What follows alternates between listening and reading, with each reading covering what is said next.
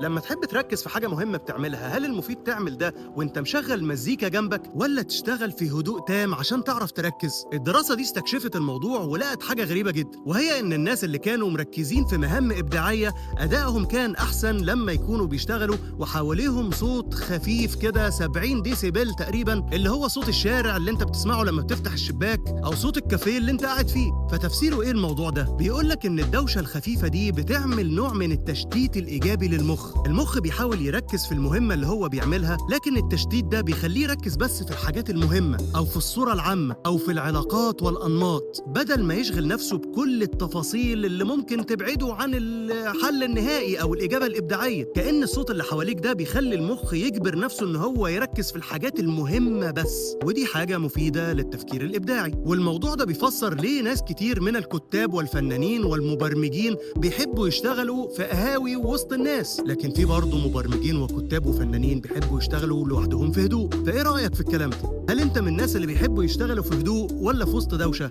وهل الكلام ده ينطبق على كل المهام ولا في مهام معينة بتحتاج ونس كده حواليك ومهام تانية بتحتاج هدوء؟ ايه رأيك في الكلام ده؟